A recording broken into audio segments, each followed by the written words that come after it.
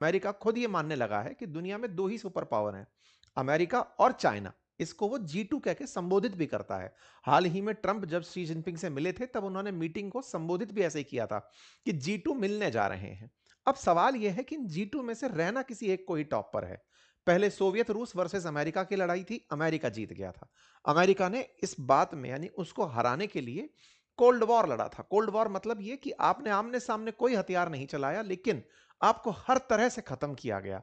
हर तरह से मतलब आपकी विचारधारा को, आपके विदेशी कनेक्शंस को, आपके व्यापार को, आप जहां पर हैं इन्वेस्टमेंट कर रहे हैं वहां पर आपकी कंपनियों को पीछे हटाया गया और जासूसों की मदद ली गई, सबोटाज की तमाम प्रकार की वो चीजें की गई जिससे कि आपको मार्केट में खड़ा नहीं रहने दिया जाए। ये जो तरीका अमेरिका ने रूस के खिलाफ अपनाया था, आप सोचिए ना, अफगानिस्तान हो या भारत पाकिस्तान हो, ये सब अमेरिका और सोवियत रूस के बीच के ही झगड़े का परिणाम थे। वियतनाम वॉर इसका बड़ा उदाहरण है, साउथ कोरिया, नॉर्थ कोरिया इसके बड़े उदाहरण हैं। अब चूंकि रशिया कहीं हाशिए पर जा चुका है, यूक्रेन युद्ध के बाद में वो फिलहाल चमक नहीं रहा है। उम्मीद है लोगों के अंदर कि वो एक दिन फिर से वापस आएगा, लेकिन फिलहाल वो कहीं ना कहीं सक्रिय नहीं है। ऐसे में अमेरिका ने अपना प्रतिद्वंदी चाइना को बना रखा है और चाइना को तोड़ने के लिए वो हर संभव प्रयास कर रहा है। तोड़ने के लिए चाहे उसके वैज्ञानिक हो, चाहे उसके सामरिक ठिकाने हो, व्यापारिक दृष्टिकोण हो, उसके इन्वेस्टमेंट हो, उन सब पर एक एक करके अमेरिका वार करने लग रहा है। इसी क्रम में खबर निकलती है कि अमेरिका ने चाइना के एक जनरल लेवल के अधिकारी को, जो सेना में इतना बड़ा व्यक्ति था कि शी जिनपिंग के बाद दूसरे नंबर पर आता था। सेना में शी जिनपिंग क्या कर रहे हैं? राष्ट्रपति जो होता है वो सेना का हमेशा कमांडर इन चीफ होता है। ऐसे में राष्ट्रपति के जस्ट निचले स्तर पर आने वाला व्यक्ति, जो कि शी जिनपिंग की सबसे बड़ी ताकत माना जाता था, कहा जाता था कि शी जिनपिंग को तीसरी बार राष्ट्रपति बनवाने में उस व्यक्ति का बड़ा योगदान था, उस व्यक्ति को फिलहाल अचानक गायब कर दिया गया है। अच्छा, चाइना में यह बड़ा सिस्टम है कि अगर कोई व्यक्ति चाइनीज सरकार के लिए खतरा बन रहा है, तो इनकी गुप्तचर एजेंसीज खुद के अंदर इतना प्रोटोकॉल फॉलो करती हैं कि रातों रात उस व्यक्ति को गायब कर दिया जाएगा। और खबर बनती है, जांग युक्शिया नाम इसका था, purge of China top general leaves military in crisis. और ये खबर निकाली एक अमेरिकी अखबार वॉल स्ट्रीट जर्नल ने, कहा कि चाइना के टॉप जनरल अक्यूज हैं चाइना के न्यूक्लियर सीक्रेट अमेरिका को देने के। अर्थात चाइना ने यह जानकारी जब पाई कि उसके टॉप जनरल ने अमेरिका को सीक्रेट्स बेच दिए हैं, न्यूक्लियर सीक्रेट्स बेच दिए हैं। अब आपके दिमाग में दो बड़े प्रश्न आएंगे। पहला, अमेरिका के पास तो न्यूक्लियर बॉम्ब है, कौन से सीक्रेट बेच दिए? दूसरा, चाइना बहुत लंबे समय से न्यूक्लियर कैपेबल राष्ट्र है, अमेरिका को चाइना का तो न्यूक्लियर बॉम्ब नहीं चाहिए होगा। तो आपके दिमाग में फिर आंसर आएगा कि यार न्यूक्लियर बॉम्ब का सीक्रेट नहीं चाहिए होगा तो कम से कम कोई लोकेशन ही पूछ रहा हो। हाँ, तो ये बड़ा पॉइंट हो सकता है। तो आइए उसी के अराउंड इस कहानी को आगे बढ़ाते हैं। खबर बनकर आती है कि चीन में चाइना के राष्ट्रपति के जस्ट नीचे पद पर आसीन व्यक्ति, इसका नाम बड़ा टेढ़ा मेढ़ा सा है भाई, कहां चला गया, हाँ, जांग युक्शिया। जांग युक्शिया जो हैं, ये हटा दिए गए हैं। ये इनकी तस्वीर है। उम्र में 75 साल के थे ये, और लंबे समय से 5 दशक से अधिक समय से ये सेना के लिए काम कर रहे थे। चाइना ने वैसे तो खैर बहुत ही कम युद्ध लड़े हैं, लेकिन कहते हैं कि वियतनाम के नाम पर कोई वॉर लड़ी थी, उसमें भी इन्होंने युद्ध में पार्टिसिपेट किया था। अब जब इस तरह की बात हो तो हमको अपनी पुरानी यादें आने लगती हैं कि ऐसा नाम तो पाकिस्तान के लिए भी बदनाम था। यहां के AQ खान पर आरोप था कि इन्होंने भी सीक्रेट्स लीबिया को बेच दिए थे। तो क्या वैसा कुछ हुआ है? तो मैं आपको इतिहास में और पीछे लेकर चलता हूं कि पाकिस्तान के पास न्यूक्लियर वेपन की कहानी में भी चाइना इन्वॉल्व होता है 1983 में, कि चाइना ने ही इनको भी न्यूक्लियर सीक्रेट्स दिए थे। नॉर्थ कोरिया को भी सीक्रेट्स इन्हीं ने दिए थे। तो चाइना में पुलिस फौज में करप्शन बहुत है, लेकिन उस करप्शन को सरफेस पर नहीं आने दिया जाता, क्योंकि मीडिया सक्रिय नहीं है, तो जानकारी बाहर नहीं निकलती। खैर, जितनी जानकारी वॉल स्ट्रीट जर्नल ने निकाली है, अमेरिकी न्यूज चैनल ने, उसका कहना है कि चीन के सेंट्रल मिलिट्री कमीशन के वाइस चेयरमैन जांग युक्शिया के खिलाफ जांच शुरू हो गई है और उन पर आरोप है कि उन्होंने न्यूक्लियर हथियार से जुड़ी सीक्रेट जानकारी लीक कर दी है। जांग को 24 जनवरी को पद से हटा दिया गया और अनुशासन और कानून के गंभीर उल्लंघन के आरोप के तहत उन्हें गायब किया गया। रिपोर्ट्स बताती हैं कि नेशनल न्यूक्लियर कॉर्पोरेशन के पूर्व जनरल गू जुंग जांग ने उनके खिलाफ शिकायत दी थी। यह खबर निकलकर 25 जनवरी 2026 को वॉल स्ट्रीट जर्नल, जो एक अमेरिकी अखबार है, उसमें एक्सक्लूसिव रूप से प्रकाशित होती है कि उन्होंने न्यूक्लियर सीक्रेट्स अमेरिका को दे दिए थे। कौन से न्यूक्लियर सीक्रेट्स दिए थे अब वहां भी चलेंगे, लेकिन उससे पहले थोड़ा सा चीन की व्यवस्था को समझ लेते हैं। हालांकि पहले भी हमने बताया है, जान युक्शिया किस पद पर था उससे समझने से पहले मैंने आपको बताया चाइना में वन पार्टी सिस्टम होता है। हमने एक बार जब चाइना के पीपल्स रिपब्लिक ऑफ चाइना के जो सीपीसी के लीडर्स हैं वो बीजेपी के नेताओं से मिले थे, उस समय पर भी हमने सेशन किया था। उसी क्रोनोलॉजी में समझिए कि वन पार्टी सिस्टम में चाइना में इस तरह से होता है, टॉप पर जनरल सेक्रेटरी होता है। प्रेसिडेंट जो पद है असल में यहाँ के चेयरमैन की तरह है, जनरल सेक्रेटरी की तरह, वो एक पार्टी का चेयरमैन होता है। तो चाइना में शी जिनपिंग जनरल सेक्रेटरी हैं और उनके नीचे पोलित ब्यूरो स्टैंडिंग कमेटी होती है जिसमें 7 मेंबर होते हैं। यहां पर चाइना के राष्ट्रपति 3 पदों को अलग अलग लेवल पर संभाल रहे होते हैं। वो पोलित ब्यूरो के जस्ट ऊपर एक जनरल सेक्रेटरी के पद पर भी होते हैं। वो सेना के चेयरमैन भी कहलाते हैं, सेंट्रल मिलिट्री कमीशन के, और साथ ही वो प्रेसिडेंट होते हैं रिप्रेजेंट ग्लोबली करने के लिए चाइना को। तो शी जिनपिंग 3 पद से पहचाने जाते हैं। दुनिया के लिए वो प्रेसिडेंट हैं, पार्टी के लिए वो जनरल सेक्रेटरी हैं, और सेना के लिए वो चेयरमैन हैं। जनरल सेक्रेटरी, चेयरमैन और प्रेसिडेंट, ये तीनों पद शी जिनपिंग के हैं। ऐसे में चेयरमैन सेंट्रल मिलिट्री कमीशन के अगर ये हैं, तो वाइस चेयरमैन मतलब इनके अधीन में people's liberal army, liberation army और पीपल्स आर्म्ड पुलिस दोनों आती हैं। चेयरमैन के जस्ट नीचे वाइस चेयरमैन का पद, और उस वाइस चेयरमैन पर पद पर ये युंगशिया करके जो व्यक्ति हैं ये थे।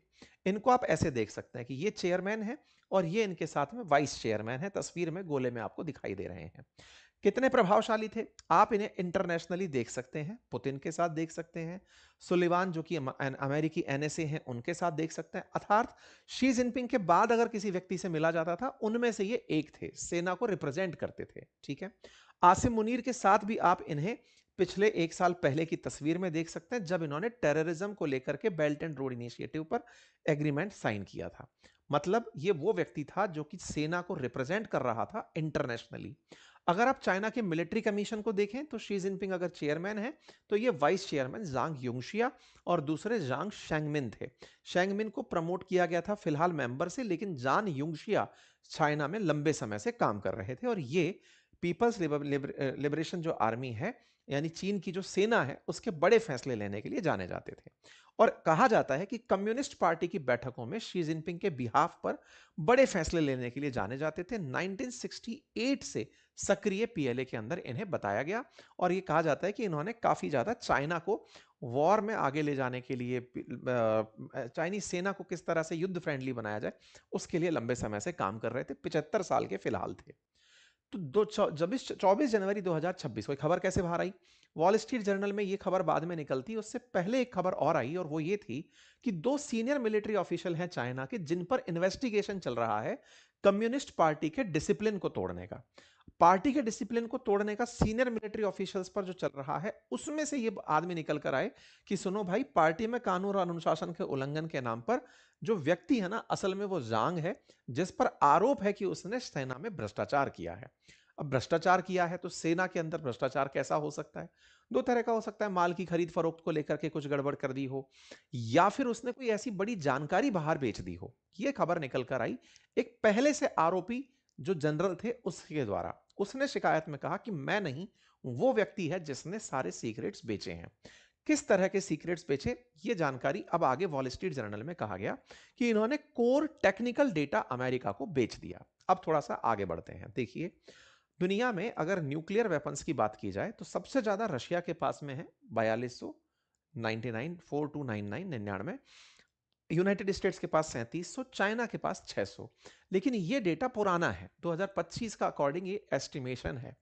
लेकिन चाइना ने ये 600 नंबर रोका नहीं, ये टारगेट लेकर चल रहा है कि मैं तेजी से अपने न्यूक्लियर बम को बढ़ाते हुए 2030 तक 1000 तक लेकर जाऊं। आप पूछेंगे न्यूक्लियर बम तो एक ही पर्याप्त है, एक के अलावा एक से भी मतलब बहुत ही ज्यादा भीषण हादसे तैयार किए जा सकते हैं, इतने सारों की क्या जरूरत होती है? कई तरह के न्यूक्लियर बम, टॉर्पीडो पे लगाने वाला, जैसे अभी चाइना रशिया वालों ने प्रैक्टिकल करके टॉर्पीडो पे लगा के दिखा दिया कि सब समुद्र के अंदर से कोई छोटा सा बॉम्ब चला दिया है ना, मिसाइल के अंदर न्यूक्लियर बॉम्ब डाल दिया, न्यूक्लियर बॉम्ब से एनर्जी प्रोड्यूस कर दी। तो कई तरह के न्यूक्लियर बॉम्ब में कई तरह के आइटम्स बना दिए, जैसे किसी भी बॉम्ब के अंदर जो बारूद है वो आरडीएक्स हो, उसकी जगह ये न्यूक्लियर फिजाइल मटेरियल यूज कर ले रहे हैं। कुछ इस तरीके से ये अपने न्यूक्लियर मटेरियल को यूज करते हुए इनोवेशन करते चले जा रहे हैं, और इन्होंने प्रॉपर तरीके से अपने यहाँ पर न्यूक्लियर ट्रायड तैयार कर लिया है, चाहे लैंड हो, सी हो, एयर हो, हर तरफ से ये न्यूक्लियर वो फेंकने के लिए, बम फेंकने के लिए फिजिबल हो गए हैं। ठीक है साहब, इस खबर का आधार क्या है? असल में क्या था, चाइना वाले लंबे समय से अपने न्यूक्लियर वेपन्स की जानकारी को पब्लिक में देने से आनाकानी कर रहे थे। कि वैसे भी चाइना के पास क्या है ये किसी को पता चलता नहीं है, लेकिन फिर भी न्यूक्लियर के बारे में एनपीटी के तहत इनको बताना पड़ता है कि हाँ भाई, हम लोगों ने इतना सबने फिजाइल मटेरियल इकट्ठा कर लिया है, यहाँ हमारे वॉर हेड्स रखे हुए हैं। भारत और पाकिस्तान भी एक दूसरे से ये जानकारी साझा करते हैं कि उनके न्यूक्लियर बॉम्ब कहाँ कहाँ रखे हुए हैं, ये बाकायदा दोनों देशों को पता होता है, दोनों देश जानते हैं। इससे यह सुनिश्चित होता है कि इन जगहों पर गोला नहीं गिराना है, क्योंकि अगर गिरा दिया तो फिर वर्ल्ड में तबाही आ जाएगी। तो ये प्रोटोकॉल्स का पार्ट है, लेकिन कौन देश किसके साथ कितना सच बोलता है ये अलग आर्ग्यूमेंट है। ठीक है, तो चाइना जो है ना, वो चुपके चुपके मिलिट्री के चुपके चुपके न्यूक्लियर टेस्ट की सीक्रेट साइट्स बनाता जा रहा था। ये न्यूयॉर्क टाइम्स में खबर प्रकाशित होती है 1 साल पहले, और रिपोर्ट के अंदर कुछ इस तरह की लोकेशंस पहाड़ों के बीच में डिटेक्ट की जाती हैं, जहां पर चाइना की फोर्सेस गुप्त रूप से ठिकाने बना रही हैं। पता कैसे चलता है? सैटेलाइट से। आपने अगर हमारे देश में भी पोखरण फिल्म देखी हो, तो कैसे अमेरिकी सैटेलाइट्स जो हैं वो भारत के ऊपर टहल रही हैं और पूरी पिक्चर्स खींच खींच कर बता रही हैं कि यहां पर ये हो सकता है। ऐसे ही चाइना के केस में साइट्स ने घूम घूम करके, सैटेलाइट्स ने ढूंढा कि कुछ ऐसी संदिग्ध जगह हैं जहां पर फिजाइल मटेरियल को, विस्फोटक को लेकर काम हो रहा है। इन रिपोर्ट्स से ये पुख्ता तय करने के लिए कि कहीं ये ब्लफ करने के लिए तो गड्ढा नहीं खोद रहे हैं, कहीं और काम चल रहा हो, फिर कहीं और कर रहे हो, तो इन सबको सिक्योर करने के लिए तो कोई सेना का आदमी ही चाहिए होगा। ऐसी जानकारी क्यों चाहिए होती है? क्योंकि चाइना लगातार तेजी से अपने न्यूक्लियर टेस्ट साइट बढ़ाता जा रहा था। इस पर ट्रंप ने अभी 2 महीने पहले भी कहा था कि ये कोल्ड वॉर जैसी चिंताएं फिर से बढ़ा रहा है।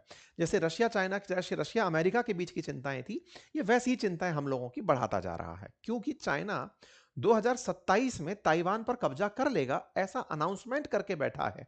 अभी शी जिनपिंग ने इस नए साल 2026 में भी ये बात बोली कि हमें ताइवान के साथ मिलने से कोई नहीं रोक सकता। ये न्यू ईयर की संध्या पर उन्होंने बात बोली, 31 दिसंबर को शी जिनपिंग ने कहा कि चाइना ताइवान को एक होना होगा। तो ऐसे में अगर कोई देश युद्ध के इस स्तर पर तैयारी कर रहा हो, क्योंकि ताइवान को अमेरिका ये मानता है कि सेमीकंडक्टर का 95% मार्केट ताइवान ऑपरेट करता है, अगर चाइना ने ताइवान पर कंट्रोल कर लिया तो पूरी दुनिया को एक्सपोर्ट होने से सामान रोक लेगा।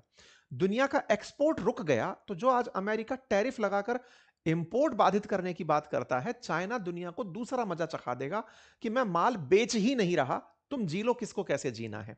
आज अमेरिका खुद के देश में घुसने से जो नाटक कर रहा है इंपोर्ट के नाम पर, कल को चाइना एक्सपोर्ट कंट्रोल करके वही सेम परेशानियां क्रिएट कर सकता है। अमेरिका की चिंता है कि ताइवान पर हमला ना हो। ताइवान पर हमला ना हो, इस बात के लिए अमेरिका ने गुआम में बेस बना रखा है स्पेसिफिक ओशियन के अंदर, कि कल को अगर ऐसा होता है तो हम ताइवान की मदद करने उतर पाएंगे। तो 2027 के हिसाब से सब तैयार हो रहे हैं।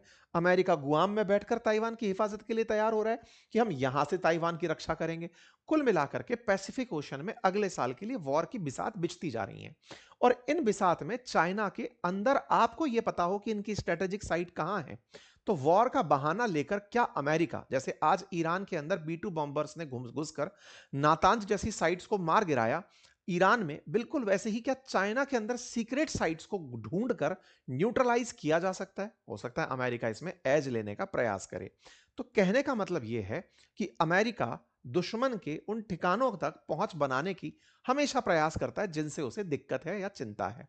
ऐसे में चाइना के जनरल का इस तरह से पद से हट जाना यह सुनिश्चित करता है कि अमेरिका शायद अपने काम में कामयाब हो गया था, चीनी जानकारियां जुटाने में कामयाब हो गया था।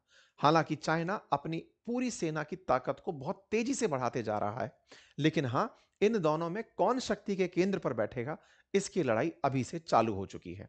चाइना के लिए इसे एक बिग लॉस कहा जाएगा कि वो अपनी इतनी डिसिप्लिन्ड और पूरी तरह सीक्रेट रहने वाली आर्मी में से भी अपने जनरल को, अपने विश्वस्त आदमी को नहीं बचा पाई।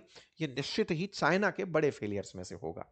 खैर, फिलहाल के लिए चाइना के अंदर इस बात को लेकर ज्यादा बातचीत नहीं हो रही है। बीजिंग ने चाइनीज फर्म से कहा है कि वो अमेरिका और इजराइल के जो साइबर वेपन्स हैं या साइबर के जो इंस्ट्रूमेंट्स हैं उन्हें बिल्कुल भी यूज ना करें, क्योंकि कहीं ना कहीं इन्हें भी ये लग रहा होगा कि अमेरिकी डिवाइसेस और इजरायली डिवाइसेस यूज करके ही इनकी डेटा कॉम्प्रोमाइज हो रही है। तो अब ये बात सीक्रेसी की है, कौन कैसे इसे लेता है, फिलहाल के लिए तो जानकारी इतनी ही है। हालांकि हमको एक चीज जो इसके साथ पैरेलली याद आती है, वो आती है 1983 में, जब अमेरिकन इंटेलिजेंस ने यह बात पता लगाई थी कि ये चाइना के ही लोग थे जिन्होंने पाकिस्तान को अपनी तरफ से फिजाइल मटेरियल न्यूक्लियर वेपन बनाने का ट्रिक दिया था। वॉल स्ट्रीट की एक रिपोर्ट में यह बात निकल कर आई थी कि चाइना ने ही पाकिस्तान को एक missile capable system nuclear bomb बनाने की तकनीक दी थी। फिर यही पाकिस्तान लीबिया को उसे प्रमोट करता हुआ देखा गया था। कुल मिलाकर चाइना और लीबिया ये आपस में पाकिस्तान से कनेक्ट होकर दुनिया में न्यूक्लियर बॉम्ब का सीक्रेटली प्लान करते हुए पहले भी पाए गए हैं।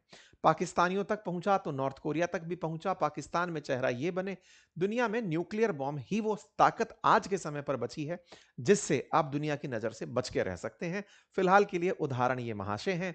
इनके बारे में ट्रंप लगता है अपनी भूलने की बीमारी में भूल गए हैं। पिछले एक साल में वो एक बार भी इस व्यक्ति का, किम जोंग उन का नाम नहीं लिए हैं, जबकि पिछले टर्म में उन्हें सबसे ज्यादा इन्हीं से दिक्कत थी। किम जोंग उन पर कोई चर्चा ना होना यह दर्शाता है कि न्यूक्लियर बम सुरक्षा की गारंटी है, और शी जिनपिंग अगर इसको दुनिया भर में बेचते और बांटते हैं तो वो एक बहुत बड़ी मुश्किल खड़ी कर देंगे। फिलहाल के लिए इतना ही। जानकारी पसंद आई हो तो साथ